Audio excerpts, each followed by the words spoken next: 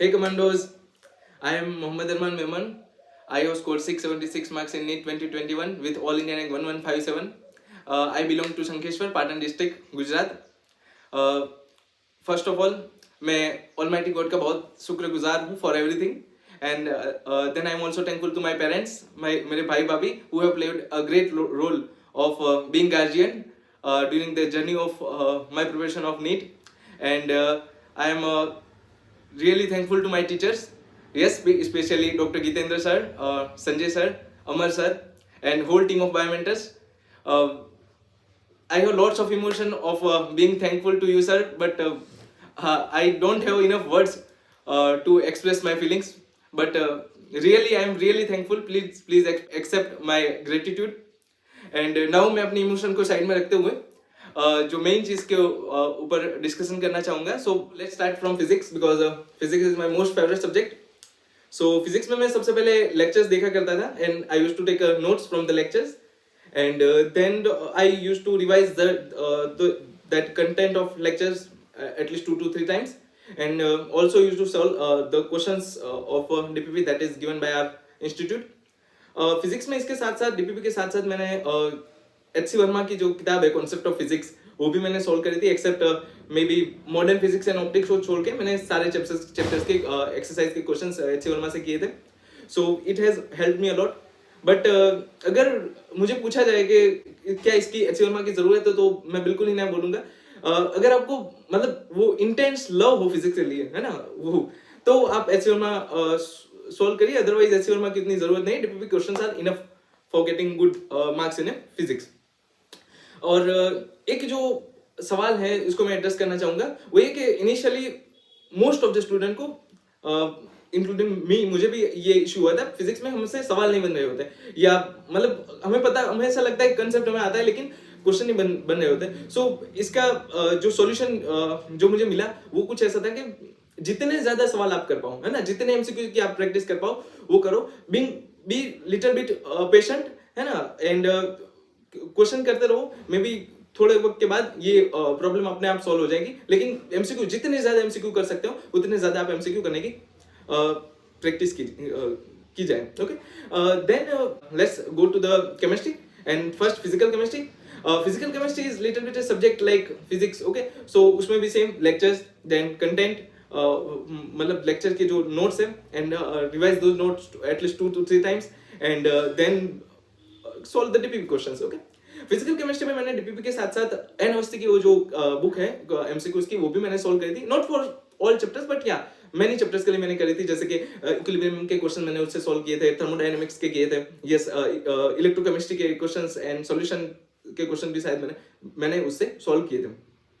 Okay but yes DPP questions are enough. Okay मतलब अगर जरूरत ना हो तो बाहर जाने की जरूरत बहुत ज्यादा नहीं है. Okay then let's go to the inorganic chemistry. Yes inorganic chemistry के अंदर जो बेसिक वाले चैप्टर है लाइक केमिकल बॉन्डिंग हो गया तो ये तो चैप्टर ऐसा है जिसमें थोड़े अंडरस्टैंडिंग की जरूरत होती है ना. लेकिन बाकी जो एस ब्लॉक है पी ब्लॉक है there is a lots and lots of information are present in this. Okay so उसको तो बस वही मेमोराइज करने की जरूरत होती है. लेकिन थोड़ा बहुत अगर हम मेथड्स की यूज करें तो ये हमारे लिए आसान हो जाता है. जिसमें एक चीज जो मैंने एक मेथड का जो मैंने यूज किया था और जिससे मुझे बहुत ज्यादा जैसे कह सकते कि फायदा मिला जिसका वो कुछ ऐसा था कि मैं किसी भी चैप्टर्स के लिए 2 पेजेस लेता था. एक पेज में उस चैप्टर की जितनी भी रिएक्शंस है वो सारी की सारी उसमें लिख लिया करता था. एंड अदर पेज के अंदर मैं उस चैप्टर में आने वाले वो जो हमें येलो बॉक्स के अंदर नहीं दी होती जो ऑर्डर्स दिए होते हैं ना तो वो तो बेसिकली नंबर्स में दिया होता है कि आयनाइजेशन एंथैल्पी के इतनी वैल्यू लेकिन उसको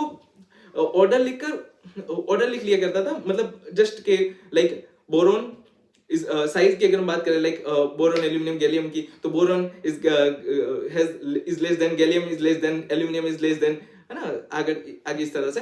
सो और उसको याद करने के लिए इधर या तो न्यूमेरिक्स बना दो या वो ग्राफ बना के उसका शेप डिटरमाइन कर दो शेप और इस तरह से बहुत आसानी से उसको ऑर्डर्स को भी याद रख लिया जाता है. और उसको मल्टीपल टाइम जितनी टाइम्स आप रिवाइज कर सकते हो उसको रिवाइज किया जाए तो inorganic chemistry will be easy for you. Yes और उसके साथ साथ डीपीपी के questions are also important to solve. Then let's go to the organic chemistry. So organic chemistry के अंदर मैंने एनसीईआरटी बहुत कम पढ़ी. मतलब मे बी 1 और 2 टाइम्स मैंने एनसीईआरटी पढ़ी हुई थी, जिसको मैंने बार बार रिवाइज किया था वो था लेक्चर्स की note. So Sanjay sir is a gem of chemistry, I can say that. And वो जो भी वो उससे बाहर नहीं आएगा, मतलब यू कैन ट्रस्ट मी, उससे बाहर बिल्कुल भी नहीं आएगा। सो मैं उनकी जो ऑर्गेनिक केमिस्ट्री की जो लेक्चर्स के वक्त मैंने जो नोट्स बनाए थे उसको बार बार फ्रिक्वेंटली रिवाइज करता रहता था, और डीपीपी के क्वेश्चंस भी साथ ही साथ में करता रहता था। इसके साथ साथ मैंने ऑर्गेनिक केमिस्ट्री के लिए एमएस चौहान की जो बुक है एमसीक्यूज की, उसके भी कुछ चैप्टर्स के लिए सॉल्व करी थी। Okay, then let's go to the biology. And yes, biology is one of my favorite subject, and this may be because of Dr. Gitendra sir. This credit also goes to Dr. Gitendra sir. Thank you sir again. And now biology के अंदर सबसे पहले मैं lectures देखा करता था, और lectures में 2 types है कि मैं एनसीईआरटी साथ में लेके बैठता था, and जो lectures में सर बिकॉज सर वो जो कंटेंट एनसीईआरटी से होता है उसमें वो एनसीईआरटी का लोगो दिखाते हैं, है ना, तो बस वही के एनसीईआरटी से जो वो चीज तो एनसीईआरटी में है, लेकिन जो अदर देन एनसीईआरटी जो भी इंफॉर्मेशन होती थी मैं उसको एक नोटबुक में लिख लिया करता था, उसको कम फ्रिक्वेंटली रिवाइज करता था, और जो एनसीईआरटी का कंटेंट उसको बार बार रिवाइज करता था।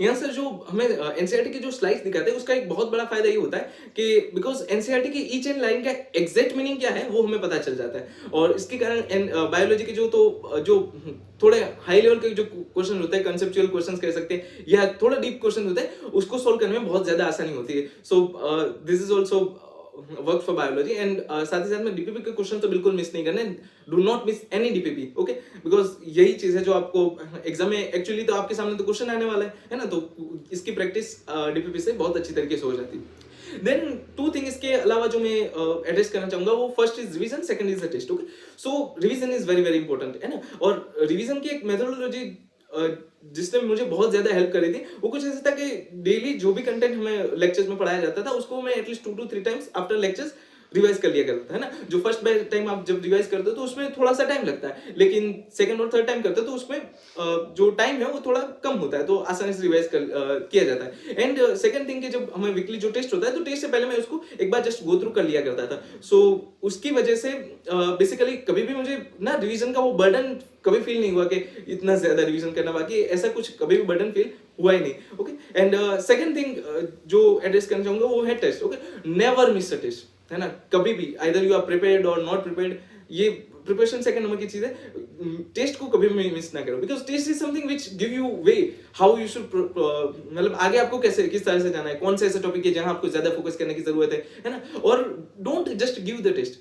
टेस्ट देने के बाद उसको एनालाइज करें, उसमें देखें कि कितने क्वेश्चन रॉन्ग हुए, कहां पर रॉन्ग हुए, किस टाइप के क्वेश्चंस रॉन्ग हुए, है ना, कहीं कंसेप्चुअल मिस्टेक है, कहीं सिली मिस्टेक है तो उसको उस तरह से दूर करने की कोशिश करें। कॉन्सेप्चुअल मिस्टेक है तो जाके कॉन्सेप्ट तैयार कर ले कि ये कॉन्सेप्ट नहीं आता तो उसको अच्छे से डाइजेस्ट कर लिया जाए कि दो this will be beneficial. Okay, and last thing कि it's a long journey because for preparing NEET, okay, it may be 1 year for some of the commandos, and maybe it will be 2 years for other commandos. Okay, so it's a long journey, so there will be many ups and many downs. Okay, so मतलब उसे बहुत serious नहीं लेना है ना, वो